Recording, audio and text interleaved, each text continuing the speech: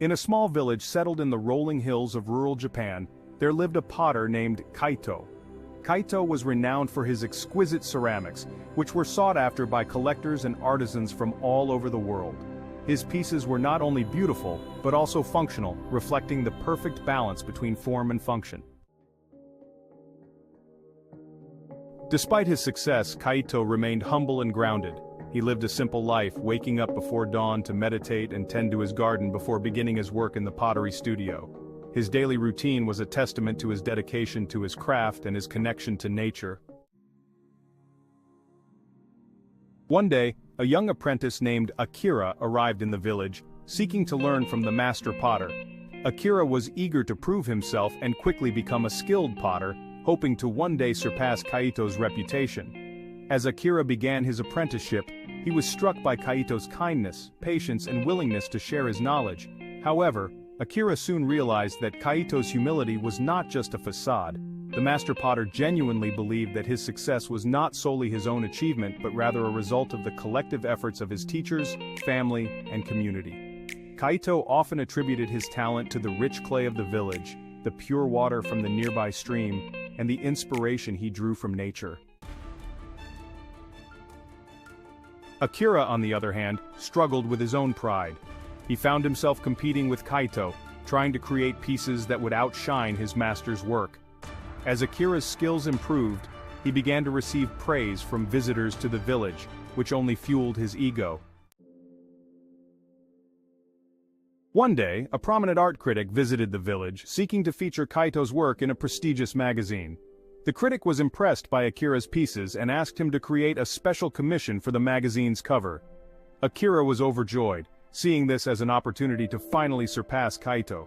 However, as Akira worked tirelessly to complete the commission, he began to notice that his pieces were no longer reflecting the beauty and simplicity that Kaito's work embodied. His creations had become flashy and ostentatious, lacking the soul that made Kaito's pottery so beloved. Meanwhile, Kaito continued to work on his own projects, unaware of the critic's visit or Akira's newfound fame.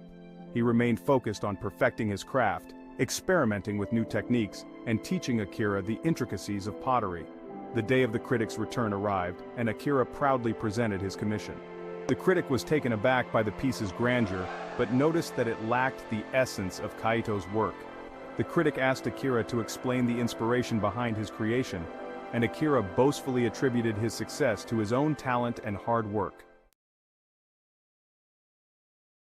Kaito, who had been quietly observing the exchange, gently intervened. "Akira, my young apprentice," he said, "your piece is impressive, but it has lost the humility that makes our craft truly beautiful. Remember, we are not the creators, but merely vessels for the natural world to express itself through us." Akira was taken aback, realizing that his ego had blinded him to the true essence of pottery. He looked at Kaito with newfound respect and understanding, recognizing that his master's humility was not weakness, but strength. From that day forward, Akira made a conscious effort to cultivate humility in his work. He learned to listen to the clay, to respect the natural world, and to acknowledge the contributions of those around him. As he did, his pieces began to reflect the beauty and simplicity that Kaito's work embodied. Years passed and Akira became a skilled potter in his own right. He never forgot the lessons he learned from Kaito, and continued to share his master's wisdom with his own apprentices. The village prospered, and the legacy of Kaito's humility lived on, inspiring generations of artisans to come. Kaito, now an elderly man, sat in his garden, surrounded by the beauty of nature and the simple joys of his craft. He smiled, knowing that his true legacy was not his pottery, but the humility that had guided him throughout his life. In a world that often celebrated pride and ego, Kaito's humility had become a beacon, reminding all who knew him that true greatness lies in the willingness to learn, to listen, and to serve. As the seasons passed, Kaito's story spread throughout the land, inspiring countless individuals to re-examine their own values and priorities. The humble potter's legacy extended far beyond the village, reminding people that true success is not measured by external validation, but by the positive impact we have on others and the world around us.